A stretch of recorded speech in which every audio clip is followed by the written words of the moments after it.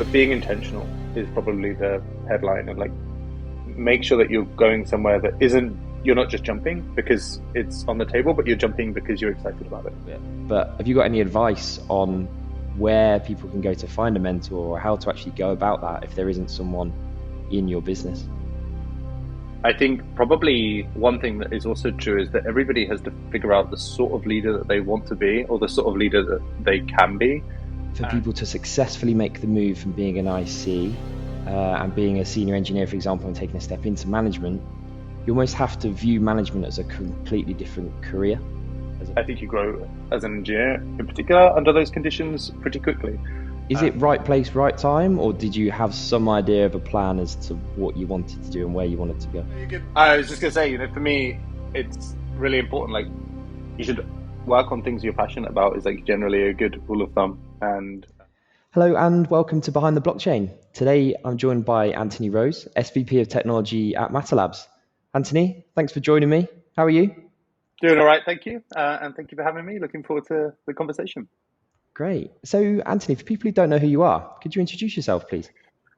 Sure. So I'm Anthony Rose, as you have introduced. I lead the technology team at Matter Labs, and they're the team behind a protocol called zkSync. Great. So what does a day in the life of the SVP of Technology at Matter Labs look like? Probably not a constant, but typically I spend the first half of my day on calls. So I'll be talking to the team a lot, one-on-ones with the team leads, talking through, technical design reviews, dealing with emergent issues, spend a lot of my time hiring. So, at least for me, typically the thing that I'll focus on is whatever in the organization needs some support that day, or just trying to find, keep to a regular schedule with the team as we, go through the process of building zkSync. So it's a mix of technical calls on the people side, and then the second half of my day, I typically try to keep free so I can spend time reading, responding to things asynchronously, preparing updates and sort of doing work, I guess. Nice. So could you introduce us to Matter Labs and obviously zkSync in a little bit more detail, please? Sure. So Matter Labs is the company behind two protocols, actually, under the sort of zkSync umbrella. So the company is a few years old at this point, but it was sort of created with the intention to first approximation scaling Ethereum. So the mission of the company is about maximizing freedom in the world, and the way that we can sort of contribute to this, in our opinion, is by building out these technologies and helping public blockchains realize the potential that we see for them. And in order to achieve this, the first problem, at least in my opinion, and I think many of us here, is to think about how do we actually solve the scalability problem that comes with Ethereum.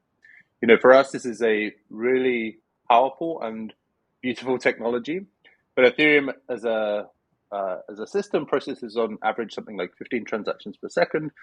So when you think about some future Internet of Value where you've got an enormous amount of activity happening on chain, which is obviously not going to be happening unless we are able to increase the throughput of the system. So zkSync, there are sort of two pieces to the zkSync story. The first one is a system which historically was just known as zkSync, but then zkSync V1 and now what we call zkSync Lite. It's a zero knowledge rollup settling to Ethereum, and it's like an application specific rollup for payments. So I'll unpack a lot of these terms because this is probably quite a lot of jargon.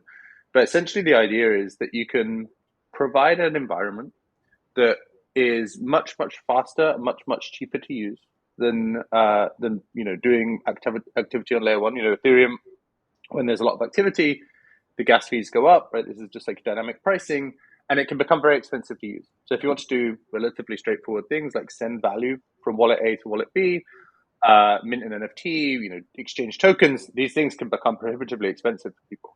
So zkSync Lite provides an environment in which you can do these things at what we call a layer two, and then you prove the correctness of what the system is doing via a sort of cryptographic protocol known as zero knowledge proofs. And essentially what it lets you do is prove a very succinct representation of all of this computational work happening on the system. So you get this sort of nice asymmetry between all of the work and then the sort of representation of that work on Ethereum. So it ends up being much, much cheaper to build a system like this. The more exciting version of the system is actually the system that we're working on, overwhelmingly today, and it's been live, I think, for about 3-ish months at this point for users, which is the general purpose extension of this idea.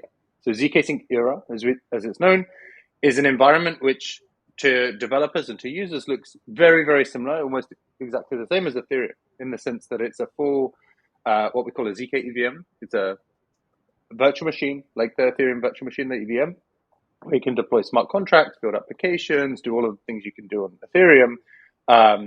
And again, we like prove the transition of this layer 2, and we have this nice succinct representation of this general purpose system on Ethereum. So that was a lot, but it's a way to extend Ethereum using cryptography and using math to dramatically reduce the fees for users and provide this like really high transaction execution environment. Interesting. I suppose that's one of the main challenges, I guess, with taking blockchain mainstream is the cost of the transactions, right? If there's huge gas fees, it means that there's going to be less people using it. So it's a huge challenge to try and solve, and a really important one as well. Yeah, and I think we would argue that it's right to do it this way rather than compromise on the principles that make public blockchain special, right? Ethereum doesn't compromise on security, doesn't compromise on decentralization. So how do you do it without sacrificing these nice properties? No, that's cool. So what first drew you to the role at Matter Labs? So I've been following blockchain technology for a long time, not professionally as obviously is the case recently, but right since 2013, I think was when I first read the Bitcoin white paper. I was doing a postdoc at the time. I'm sure one of my colleagues shared it with me, and we were just discussing these ideas.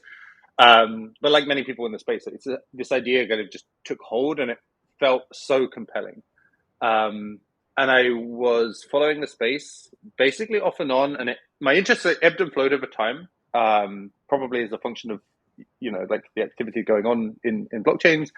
But for the last few years before joining Matter Labs, it was like very clear to me that this was where I wanted to be spending my time.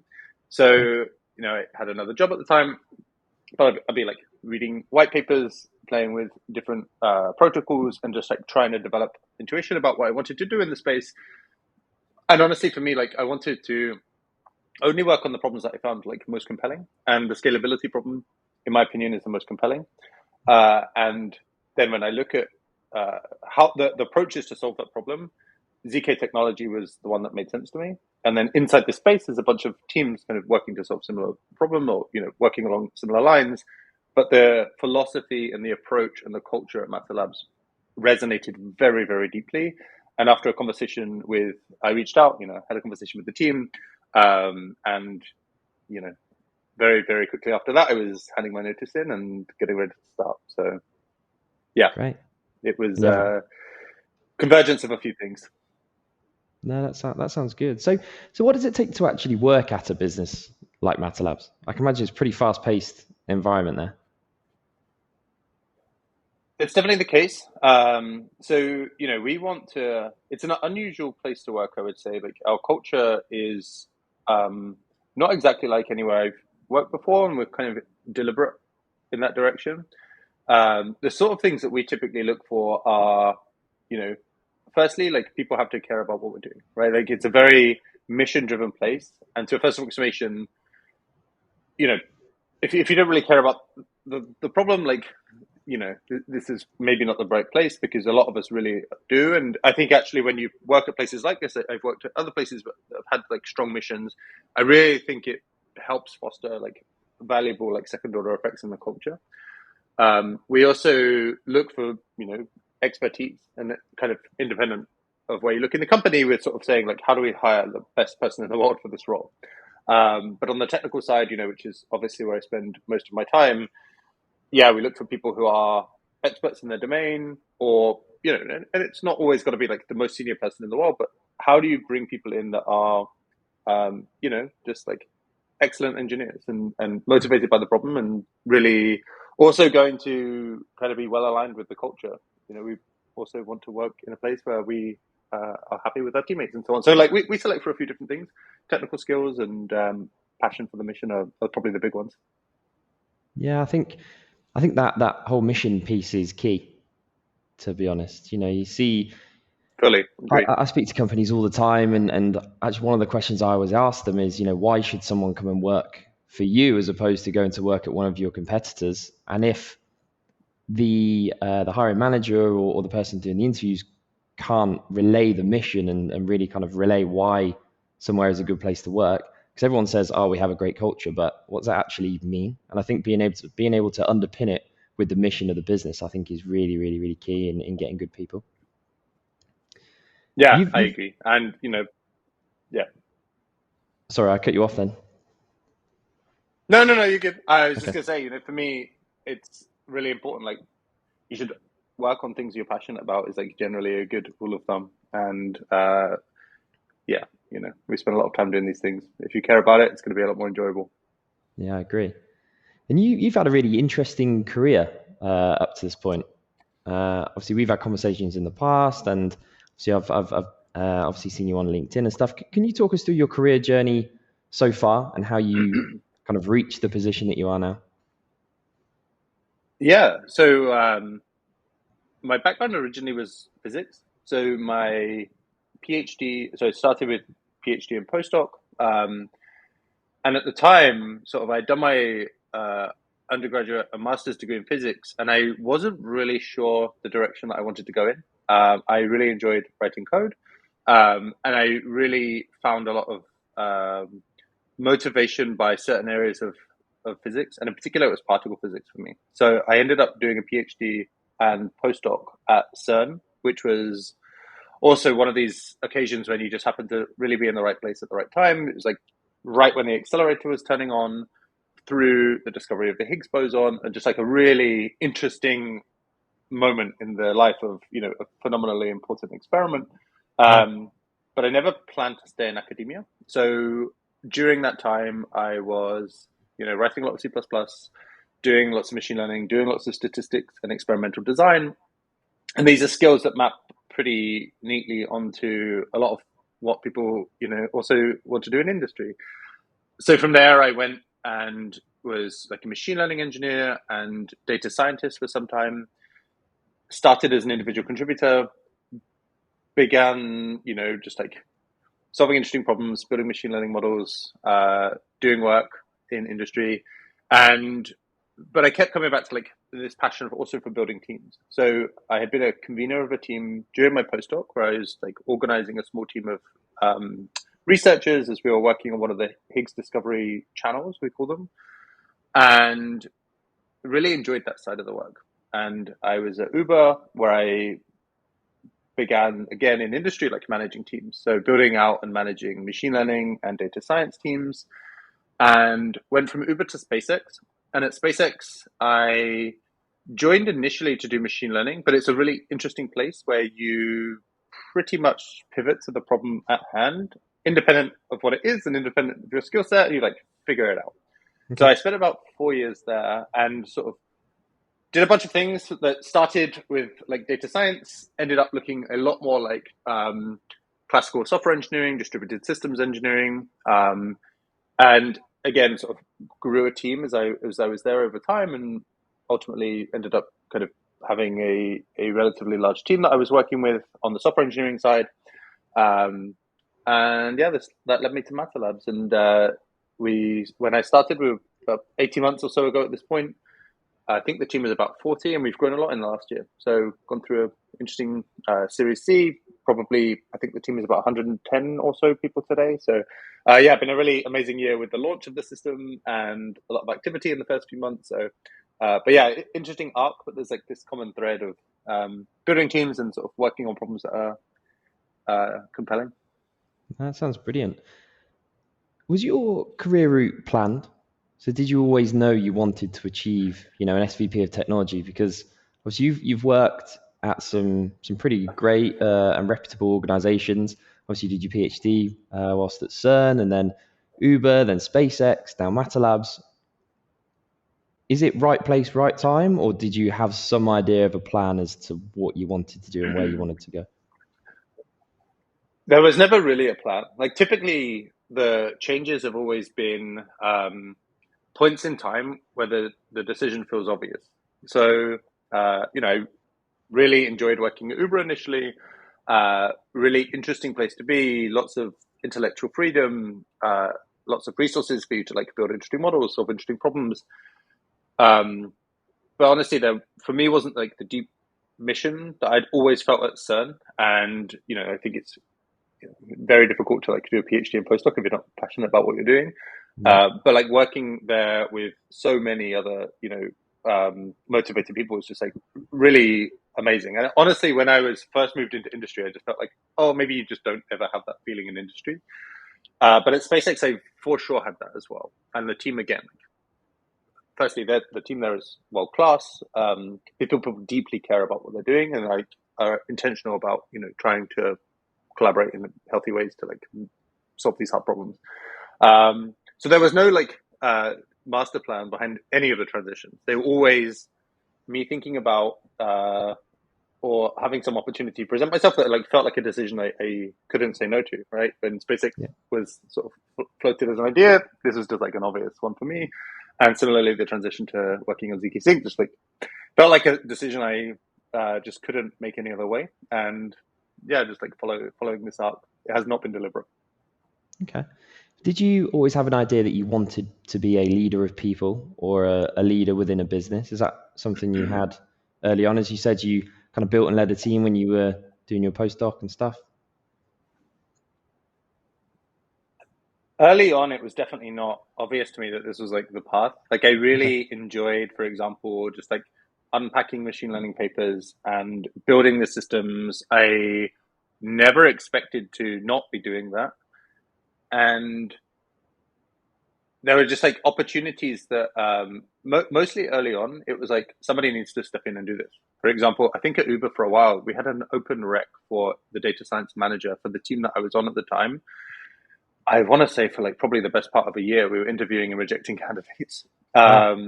And in the end, the director of data science just asked me to do it. So I was like, all right, cool. Like, it didn't feel unlike my postdoc in the sense where the postdoc was, I was one researcher.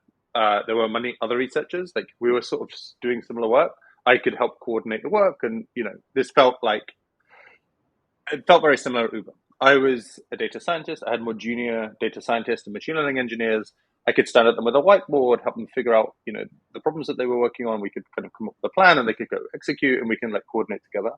And then at SpaceX, I think was where I realized that there was a lot more to the role than that. And I think it isn't just like how do you think of junior engineers as a sort of like technical extension of the thing that you're already an expert in. It's a much different role than that.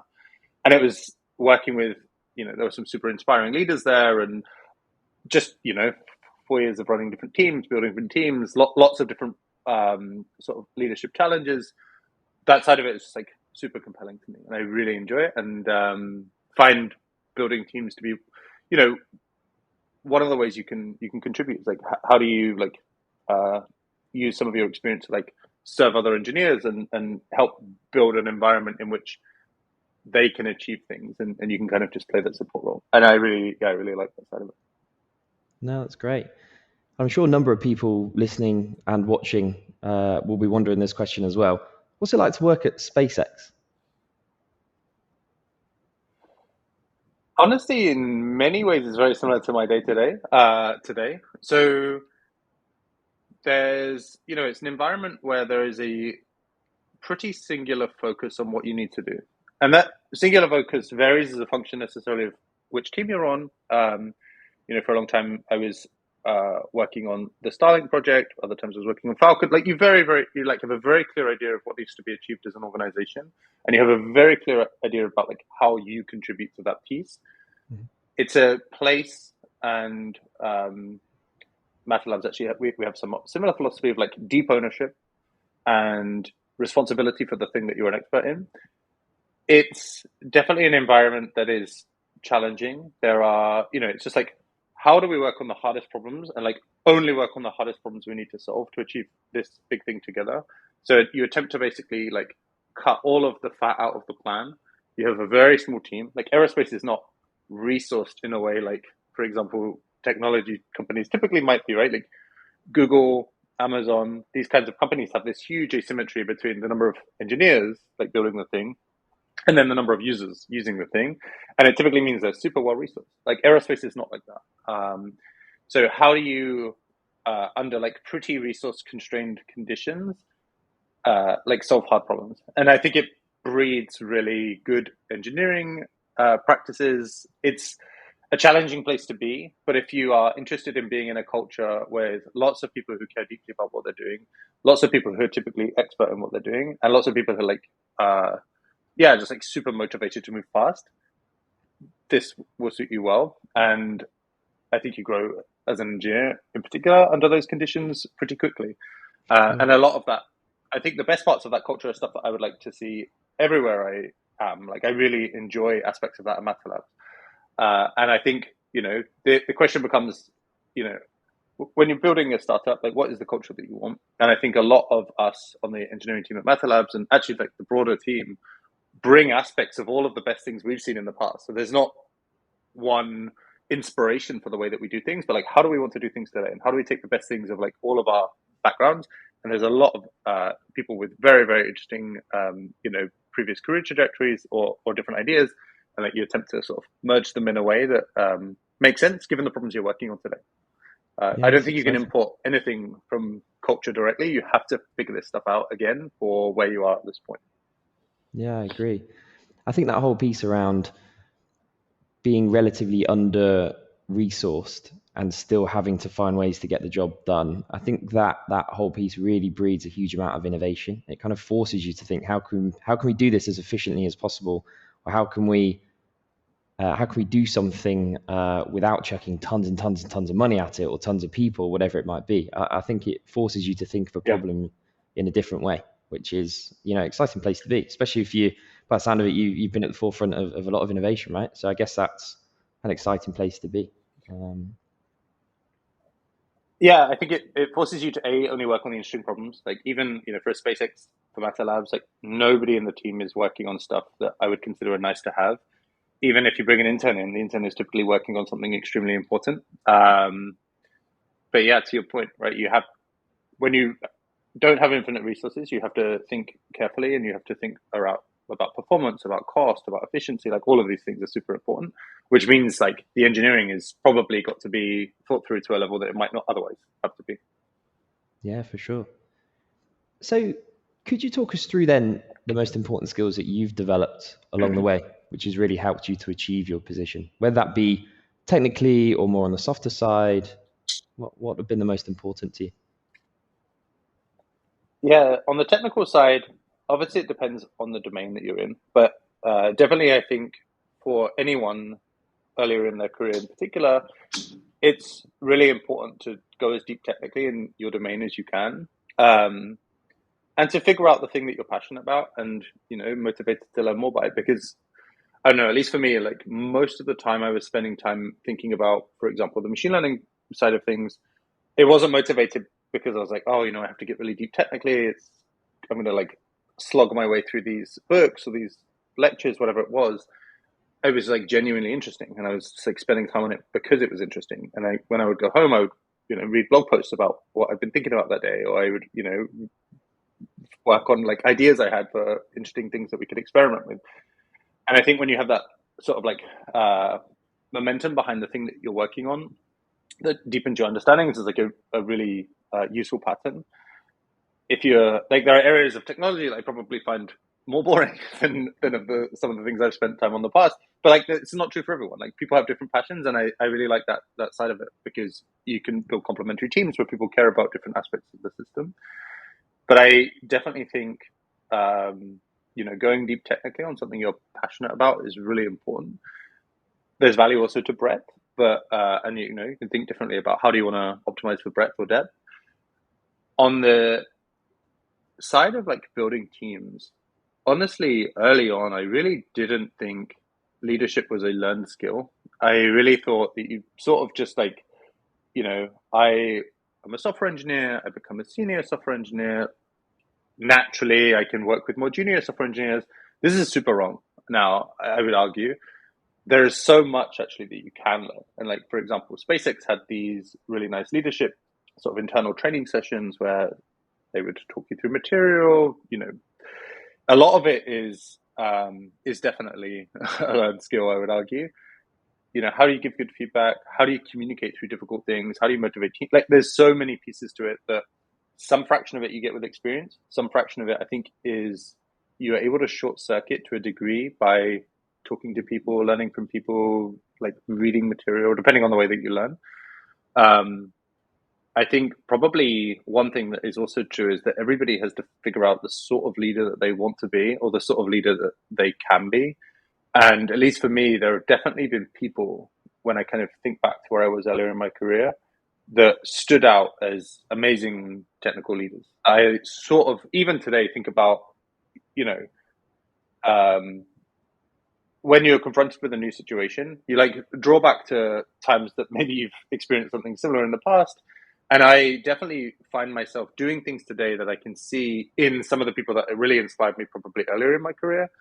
Okay. But I don't think there's one way to be a leader. I really I'm like sure that it's not. I've seen very, very different people with very, very different approaches be very, very successful. So you have to figure out what makes sense for you and actually like try to be authentic to who you are and the right way that you think you should approach a problem. I don't think there is one right way, and I think you just sort of have to do what seems correct to you, I guess. No, that's good advice. I had a really interesting conversation with another guest on the podcast, actually, someone called Abhinav, who is the ex-director of engineering at Polygon. And he was saying that he believes that in order for people to successfully make the move from being an IC and being a senior engineer, for example, and taking a step into management, you almost have to view management as a completely different career as opposed to being an IC. And if you go into it the mindset of, oh, it's just an extension of my day to day, then you'll probably really, really struggle in that scenario. Whereas if you view it as, right, I'm entering a new career with a new career path, with a new set of skills I need to learn. He goes, if you can do that, then you'll more than likely succeed just by having that mindset shift, which I thought was really interesting. Yeah, I fully agree. It's 100% a different role, in my opinion. You have to do it very deliberately. It's probably the other thing to add. I think in some places it can feel like, managers maybe like more on the inside of the conversation. They go into the room, think about the planning, think about like the strategic direction. And sometimes I think as an engineer, you can like be drawn to being part of those conversations. And I've seen places in the past where to be on the inside of those, you had to say, "Oh, I'm the lead engineer now." And there was this sort of unusual coupling between that sort of like strategic piece and the management piece. This is probably a really unhealthy way to like couple things, because I think you end up mixing the incentives for somebody to want to be a people manager or to want to be, a lead engineer or whatever is titled. Um, yeah, I would fully agree. It's a very different role. And I think you can find these hybrid models where you've got, a lead engineer who's maybe 50% of the time, sort of effectively a senior engineer, 50% of the time doing people management stuff. And at some point in your career, I do think if you're like going to be, typically it's the case that at some point you're almost in a position where you have to commit, right? Like a very senior people manager is unlikely to do a huge amount of coding. And it can be uncomfortable to step away from that if this has been a big part of your focus. And like, I also think it's like really healthy to attempt to like not get too removed from it, right? Like you don't want really necessarily to be, like a role where you're like deeply decoupled from the technical piece. This is important to think through how do you actually maintain that connection. But yeah, you should be very intentional about this change. It's not the same as having 6-8 hours a day to just be like heads down, deep work, thinking about hard problems. Even your day is different, right? It's like 30 minutes, 30 minutes, 30 minutes, like tons of context switching, jumping into other people's problems in a way that maybe as an individual contributor you would have never had to worry about before. And you're dealing with very different things, and good and bad, like super interesting problems, like people problems and coordination problems and team problems are still interesting and compelling, and like fixing them can also be good ways to help the technical piece of the system go faster. Yeah, for sure. So you've probably actually think you've touched on quite a lot of the next question I was going to ask, which is all around if someone's stepping into a leadership role for the very first time. Is there any other advice that you would perhaps like to give them on top of what you've already shared? It's always a tricky transition, and I think probably a lot of it you just have to sort of jump in and try to manage.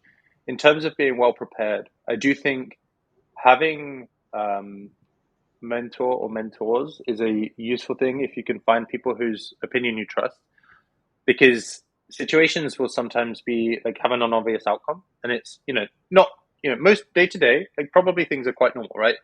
When you get to that point in your career, you probably have a good amount of experience already, and you probably have an idea about what you want to do and what you think has made sense for you in the past. But it's always useful when you confront difficult things in management to have other people that you can talk to, and like having those sorts of relationships is really useful. When you confront harder things like performance management, this is the first few times you can go through this. I think it's probably uncomfortable for almost everybody, right? You're not used to necessarily giving hard feedback. Often senior engineers will be, but not always. But like heading towards really difficult conversations is something that I think is useful to have a counterpart to talk through.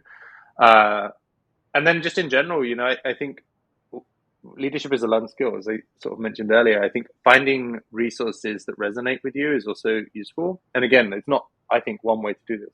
Different resources will resonate with different people. People have different styles. People want to build different cultures. So I think finding examples that would make sense to you if you are on the other side of the conversation, and like, thinking through some of these pieces are, I don't know, useful ways to sort of expand your ability to grow as a leader. And then also, I think, maybe not obvious, but like getting feedback a lot, I think is healthy, even though maybe I think it can sometimes feel difficult for like a new leader to get feedback from their peers. There's sometimes this like impression that you should now be the authority. And typically I think this is, probably not ideal. Yeah, I think, I don't know, getting feedback from the team, feedback from your peers, having a good support network, finding resources that resonate with you. And again, I think the only thing that I think makes sense is just try to be authentic to who you are. Try to understand the problems that your team has in particular and think through those problems. And I wouldn't say like you can go read a book and just like take the advice from that person in that book and project it onto your team. I do not think this works. I think it's useful to go read it and try and understand the context in which it was given, but then interpret it in a way that makes sense to you. Like, honestly, much of the book you might read, you should probably just discard, right? Take it, think about it. If it doesn't resonate, just discard it. Because a lot of it comes with experience. You go through situations and you figure out what you could do better also. You reflect on your behavior and you reflect on the outcomes and try to iterate and grow. Yeah, no, it's brilliant advice. I remember the first time when I first stepped into a leadership role and I had to have my first difficult conversation with someone. I remember being super nervous at the time, but obviously it's the first time you go through it. And I think I'd spoken to my director at the time, and we sat down and had a meeting before the meeting about how I was going to approach the meeting, what I was going to say, and all this kind of stuff. So, and even then, I was super nervous. So being able to find someone, I guess, who can tackle it with you, I think is a good thing. But to be honest, a lot of people don't necessarily have access to those types of people in their businesses, right? I mean, this was one of the ideas for the podcast, so that the people that don't have access to mentors can listen to people like you who have achieved certain positions or can pass on your advice and things like this. So I think it can be quite difficult for people to find a good mentor. This may be putting you on the spot a little bit, but have you got any advice on where people can go to find a mentor, or how to actually go about that if there isn't someone in your business? Yeah, this is a great question. And I think, firstly, I would say people are typically quite giving of their time, or like many people are giving of their time. And I don't think it's a bad strategy to say, like, okay, I want to find somebody who's maybe a good example. Reaching out to people on LinkedIn and just saying, hey, do you want to grab a virtual coffee? Or I actually think that a lot, people will say yes to this. So not everybody, but this is a strategy that I think if they're sort of, for a new manager, like reaching out to somebody that you either know or know indirectly through your network, or even somebody who's like in an area that you're sort of maybe aspiring to get towards at someday, and just saying like, hey, I'm a new manager. I'd love to like grab a virtual coffee or even in person if you happen to live near each other, and just get some advice. I really think that more often, well, at least on some occasions, people will say yes, and this is like a strategy that if you find that person to be a useful counterpart, maybe it happens again or again. This is at least one way. Um, Depending on which area you're in, I think also networking at conferences, like things like this, are like typically good ideas. But at least for me, probably mostly it's come with people I've worked with in the past. And when I was a senior engineer and there was a leader I had a lot of respect for, even if that person is now doing something very different, I would have reached out to them and said, hey, always appreciated working with you. I'd love to just chat. I'm like doing this now and would appreciate your thoughts on something. And again, yeah, in the past, this was a pretty successful strategy for me. And yeah, I think, again, probably a million different ways you can kind of approach this, but finding people whose advice you appreciate and then attempting to just like have that sort of like one-on-one conversation, and you can do it in person, you can do it virtually, but this is probably a good way to start. Yeah, I agree. I agree with you when you said, yeah, reach out to people on LinkedIn. I think people are really willing to help. I genuinely do think they are. I mean, I don't know. Obviously, you might be able to say, but I don't know anyone really who's reached out, or anyone that I know who would think to then reach out to a senior leader like yourself and say, hey, I'd really need your help or advice on this particular topic. I don't really know anyone who does that, but I can imagine that would actually get a lot of response and people would be really willing to jump on and help. It's tricky. I've definitely had those conversations, like where I've been on one side of it, and it's also, um, there's a piece that I think for the leader is like nice too, right? I, for example, have had a bunch of conversations with people that used to be engineers on my team who are now team leads or managers, and have reached out to talk about a thing or talk about applying for the lead role, and wanted to chat through their interview, or like even just like over the phone run through their presentation with me in 15 minutes.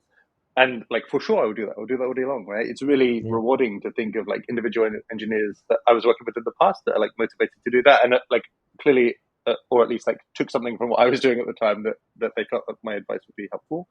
I think not everyone will be receptive to this, and like people get busy, but some people will say yes. And I think, yeah, this is a strategy I would definitely recommend at least attempting. Yeah, I like it. I like it. And also think something you mentioned previously as well, regarding feedback, being able to get feedback from the team and then also your peers as well. I think that is key really to success. I think to be a successful leader, you have to be able to give, but also receive feedback and be receptive to that feedback, not take it personally, and be able to receive that constructive criticism. Because I think how think you think that you're portraying yourself in a certain way, and then other people will see that drastically different. So actually being able to Yeah. understand how people view you and how they maybe view your communication, for example, or the way you might have explained something, or whatever it might be, I think is key to really to understand that, and then be able to then take that advice on board and then action it. It's a skill. Being able to take feedback, I think, is Yeah. a skill. But I really agree. I mean, like typically people, particularly in high performing places, people are almost, uniformly trying to do their best. And if there's something that is like not functioning in the way that they would expect, it's useful to know about that, and you can, take steps to change it where it makes sense to. yeah, for sure, for sure. So, on top of what you already said, is there anything you really need to think about to run a successful technology team? I don't think it's down to the leader in, a sense, right? Like you have to, the team is the sum of its parts, and the leader has, I think, some outsized say in things like the culture and the processes and things like this. But I think ultimately to build a team, well, I mean, like different teams can be successful and look different ways. So definitely, again, Mhm. there's no one way to do it. My experience definitely over indexes on places that select for people that are of a certain that have certain characteristics and like want to work in a certain way. Like I personally want to work hard and I want to work on problems I care deeply about. So this is Mhm. you probably can build different teams based on the culture you're optimizing for. Um, in terms of other things, I think just being intentional about what you're trying to do is probably the way to say it. And nothing will stay the same. The thing that I've always found to be true is that you can sort of, at least as a leader, like you can sort of see the next 6 to 12 months, at least for places like Matter Labs, places like SpaceX, where things are moving very quickly. 6 months from now, stuff probably is different enough that the decisions you made 6 months ago maybe don't apply exactly, and you should be suspicious of your own like plans or decisions. I used to basically think I can organize this. So I had maybe a team of 20. Even today, we have a much bigger team, and I sort of think you can probably organize the team correctly in terms of like team composition, team processes, the sorts of like organizational pieces of it. You can probably organize it correctly for about 6 months at a time. But every 6 months, if you're working on only the critical problems, likely the problems you're facing are different. So, like, should those teams still be together? Should you reorganize the teams? Like, these things are questions you should ask yourself. Um, I think, yeah, like, nothing is permanent. And if you can keep iterating and changing and tweaking and adjusting, this is typically at least one way to be successful, assuming you're at least right more than you're wrong with the tweaks that you make, right? Like experimenting with a thing, continuing if it's working and changing if it's not. But balancing that with the ability for teams to have continuity, the ability for teams to like form and for, a team isn't just say 5 or 6 people. Like it's much more than that. Like a team is like, there's things that have to happen regarding like people have to like build trust, people have to figure out the right communication strategies, people have to figure out like the way that they work together. And like a team has a lot of dynamics that take a little bit of time to form. And teams don't just be like, all right, you five work together, cool. Like this is the problem, let's go. Stuff takes time. So you need to balance disrupting that with continuity in a way that like makes sense given the landscape of the things that you're trying to like solve for. So yeah, I don't know. Like you have to continue to evaluate the thing that you are looking at in the future and just make sure that you feel that you're lined up against it correctly. And in some cases, that will look like continuity. In some cases, it will look like change. And work with the team, right? Just going into a room and making some decisions on your own and coming back and being like, here's the new plan. Like it's probably going to be less successful than being collaborative. Like having people have a genuine voice, like independent of the title in the organization, it really doesn't matter, right? Good ideas are good ideas. And thinking through like how do we lean into good ideas? How do we make sure we have a culture which surfaces good ideas? Yeah, there's lots of stuff that I think go into like thinking about how to run teams effectively. Yeah, you're right. Because I actually think some of the best ideas that I've seen or that I've ended up implementing into the team have come from some of the newest people in the team. It might be their first job coming into recruitment, for example, and they've joined the team and said, I think we need to do this. And you think, why have we never thought of that before? Absolutely, let's implement it straight away. And then you go away and do it. And Yep. yeah, it becomes this great thing. So yeah, no, I completely agree with what you're saying there. Has working in Web3 changed how you believe companies should run or teams should run, or change your perspective on hiring and building teams at all?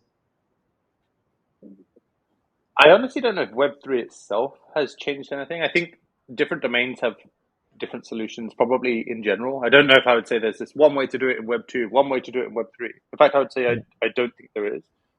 Um, for like truly high performing teams, I have seen common patterns, and it doesn't really matter if it was, thinking through a really like maybe sort of almost quote unquote classical like Web2 world, like Uber, aerospace, obviously with SpaceX, with zkSync. Like there are characteristics I would say I've found to be common, but the sample set is also like small and it's very specific to the sort of environments I've selected for and the way that I think about things. So I don't think it's Web3. I think there are characteristics that I think make sense to me in a pretty deep way. But it's been somewhat more like domain agnostic. I don't think there's particular things about Web3 necessarily that would change how I've thought about things. Okay, no, that's fair enough. And over the last few years, over the last quite a few years, you must have interviewed tons of people, to be honest. Are there any common mistakes that you see people make that you'd really like to give advice on? There's probably a lot. I mean, one of the things that's, probably kind of goes without saying is like being prepared technically makes sense, right? For technical roles, almost not worth mentioning, but making sure that you're kind of ready to have those conversations. I think one thing that is, again, maybe some of this is just obvious, but like understanding the company that you're applying for is very, very useful. And like coming in with some expertise is in like at least what they're doing is useful to be able to like, for a candidate, you're really interviewing the company as much as the company are interviewing you.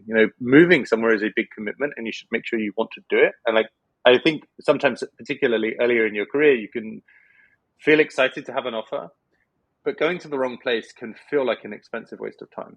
And you also maybe get there and you think, well, now I have to stay here for at least a year or two. So I would say like, there are good strategies, like interview with a lot of places at once. This is typically sensible. You also, in a world where you get multiple offers, maybe have leverage to make sure you have the strongest offer. I would recommend most people attempt to interview at places where they are passionate about the mission. I feel like it would not be as fun to like work a place that you kind of don't care about the outcome. And this can be demotivating in like a really systematic way, right? If you just don't care, it's difficult to motivate yourself every day. In terms of like things that people have struggled with, one thing that's maybe, I don't know if this is obvious or not, is like turning up with like some enthusiasm and some energy is a really good idea. Typically, at least, the way that we think about hiring candidates today is like, you almost want to say if it's not a hell yes, it's a no. So you really need advocates on the inside. When there's a debrief and there's sort of, I don't know, some number of interviewers discussing a candidate, it really helps a candidate to have somebody on that table who's like fighting for them. And I think this is common of lots of places that are trying to select for high performing teams across the industry. Because if everyone is pretty agnostic, the team might actually say like the default position is a no. And typically, I think this is actually a good pattern to have in place in your hiring strategy, because a false positive is pretty expensive, right? If you put a person into a team who immediately is struggling or immediately requires a lot of performance management, you dramatically slow the team down, and it can be very disruptive to a team that's trying to get things done. So people probably bias towards, on the interview side, like having false negatives where they reject a good candidate over a false positive in which they hire someone that then wasn't correct. So turning up with a lot of energy, like being thoughtful, being like, try to be that best version of yourself, I think in the conversation might actually go a surprisingly long way to having, that connection with the interviewer. And then you've got the debrief happening when you're kind of offline after the call, and somebody on the table is like your advocate. This is maybe a really helpful thing in many places. I'm not sure. No, like, it is. No, it is. Being prepared You're technically completely right. goes without saying. Yeah, you're completely right on the enthusiasm side of things. The amount of feedback that I get back from interview where the hiring manager says, "Look, they were really good technically, but I just don't get enough oomph from them." And obviously, in the interview, you're putting your best foot forward, right? You're giving the best representation of yourself. So if you're not very enthusiastic during that first initial conversation during that interview, what are you going to be like 6 months into a job and it's snowing outside and you're getting up at 6 a.m. to go to work? You're just not going to have the right kind of attitude for the team, right? So yeah, showing the enthusiasm, I think, is a big one. And then obviously there's a lot of people coming into Web3 now, or obviously we want to get more people into the Web3 space and coming over from Web2. How do you choose when you're interviewing and saying, as you said before, say you are interviewing at a number of different places and trying to get your name out there and face out there as much as you can? How do you evaluate a project in Web3, whether or not it's going to be a reputable project or not? How do you spot somewhere you really want to go? That is a really good question, and probably one in which it's tricky to be right 100% of the time, especially if you're looking at places that are at the newer end of the spectrum in terms of like startups. Yeah. The strongest signal is likely the team. The more information you can get about the team that you're joining, the better. And typically, I would say, and this doesn't apply universally, but the past is a good indicator of the future, right? If you're chatting with the team and they, you can see what they've done in the past, you can see that they've worked on projects that are legit, you can inherit confidence that this is likely going to be in a good place as well. And maybe even, if you look at the sort of average quality of the background of the person that you're talking to during the interview process, you can probably inherit like some estimate, at least, like for the average quality of the project that you're talking to, like considering joining. For newer projects, with a smaller team, I think really you are betting on the people and those conversations early on about what's the mission, what's the vision. If there is things that you can evaluate, whether it be products that are in production or technology that's maybe open source or whatever, like the earlier the like life cycle of the company, the more difficult it will be to evaluate, and the more like proxy signals you'll have to look for. For anything at any level of maturity, you can probably evaluate it pretty accurately if you kind of know what you're looking for, right? Like, does this product have active users? If it's in production and it's been live for a long time, is a good signal for like the future success. Not, not fully going to determine the future, but like it's a pretty compelling signal. Like, are people actually using this thing that I'm expecting to go build? Yeah, I would say it really depends on the project. It really depends on the type of application or protocol or team that you're looking to join. But one thing that's probably universally true is that you can evaluate the team that's working on it, and this will give you some sense for, average quality of what's going on the inside. Okay, no, that's good advice. And then technology aside, is there anything that you particularly love about working within Web3 as a whole?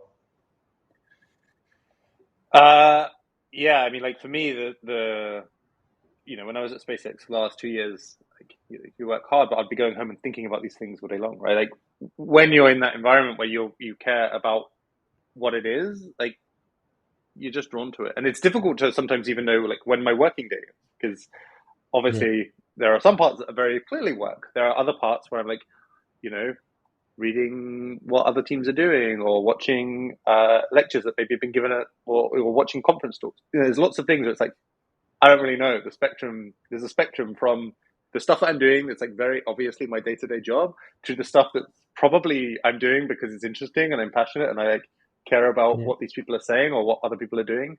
So, and it extends all the way to like at the moment I live in LA and you go to parties and well, less so at the moment, but a year ago people were talking about NFTs all day. Like people, there's a spectrum, but for me, like the technology has so much potential to be so transformative.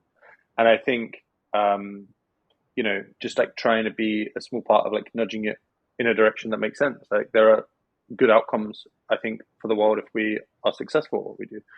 I find the space super interesting. Like tons of smart people, tons of interesting and creative ideas.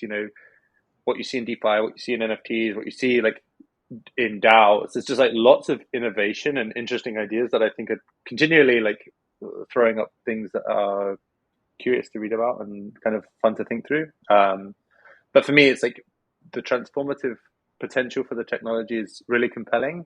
And then the like weird creativity things that you see on the side are also, I don't know, they keep the space super interesting all the time. And yeah, I don't know, never a boring day on crypto Twitter. No, I agree. So is there anything you would change about the space? I mean, it's still more wild westy in some sense than I think is healthy, right? Like we see a lot of people still getting scammed, still finding it difficult to. We still need a really good UX, and I think this is part of the problem that we're trying to solve with zkSync, and you can get into the details of it probably better for another time. But how do we onboard the next billion people? It needs us to do things differently, right? Like it can't be the case that you need to manage seed phrases in a way that we do today. Like this just isn't going to work for people at scale. And we've kind of, the history of sort of password management, I think, has taught us that already. So for me, it's like I want to see the evolution of the space in terms of the infrastructure, but also the UX and making sure that it's safer for people to use. And actually, over time, the application layer starts to abstract away the technology, right? Like when people are using Facebook or Snapchat or whatever it is, they're not thinking about HTTP or TCP/IP or the underlying protocols that power this stuff. And I think over time, fewer people are going to care there's a blockchain involved, because like today we care about the technology, but most people don't, and most people won't need to when the application layer is really rich and it adds a lot of value. So I don't know if it's things I would necessarily change today, except, it would be nice if people were able to be more secure than I think is sometimes the case today. But I think this comes with time, and it comes with things like the work that we're trying to do, and other teams in this space are trying to do as well. For sure. Yeah, I was going to ask you how do you go about improving the UX? How do you go about making it more secure and that sort of thing? Yeah, I would argue that we know how to do this. It's at this point just work, and also, people building with the tools and technologies that exist to solve this problem.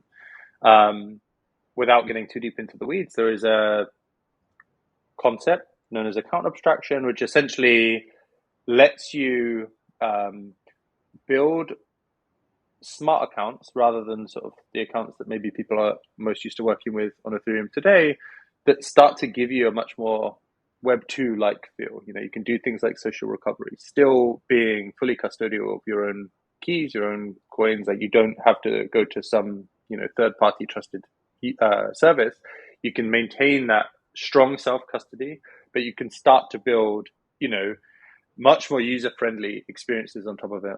And it goes even beyond just the security aspect. It's like, how do you build a world of gasless transactions where people don't need to think, oh, I've got to interact with this protocol, I need to have some ETH, or I need to have whatever, this gas token.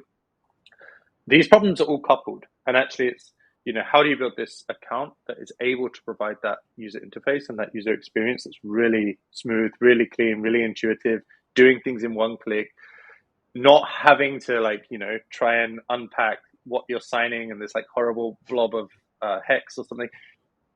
All of this, we sort of know how to do, right? With zkSync, for example, we decided to implement this concept, this account abstraction, natively in the protocol, so application developers can just build with it from day one. We do see people doing that, and the application, the experience of using the application is just so much cleaner than what many of us who've kind of been in the space for a long time are used to. Even at layer one today, I still feel somewhat experienced in the space, but still really have to double check what I'm doing, really be careful with what you're signing. And with things like account abstraction, you can build experiences that just feel a lot cleaner, feel a lot more secure. And, just you can imagine people outside of the space using them without the barrier to entry that I think there might otherwise have been. Okay. No, I like that. This might be quite a difficult question to answer, and it's quite broad, maybe. If you weren't at Matter Labs, let's say you weren't building zkSync, and you had an unlimited pot of money, unlimited resources, time, whatever it might be, any particular challenge in the Web3 space you'd love to have a go at solving right now? This is a really boring answer, but I think scalability is almost in my mind, the only problem, right? If we don't solve this problem, then we just can't do what we want to do with public blockchains. This is why I'm working on this problem. And if I thought there was a more interesting or more important problem, I would probably go work on that. If I fully taboo the idea of continuing to work on what I consider the most important problem, there is for sure other interesting things. One of the things that I think we need to figure out is the sort of privacy layer on top of systems like Ethereum. It's still the case that pseudo anonymity is, I would argue, not enough in the fullness of time. If you make a transaction today and I'm privy to that transaction, and I can basically go and sort of reconstruct everything you've done from that account, and I can really learn, more information about you than would have been the case that had you made a sort of corresponding cash transaction. I think things like that are really interesting questions. How do we start to, solve that problem is interesting, and I'm excited to see lots of people working on that, and we see people building that sort of layer also on zkSync. But yeah, for me, the boring answer is I feel like I'm working on the problem that I care the most about, and given the decision again, I would work on this problem again. That's great. I mean, it's brilliant that you found a role and found a company and found a problem that you're so passionate about. I think that's it's a really, really good thing.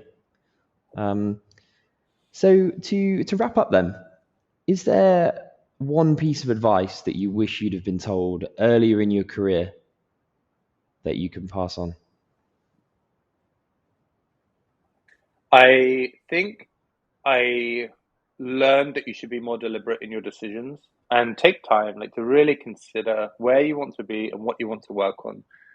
I've definitely found myself in a position where I was like, like the technology is interesting, but the problem isn't.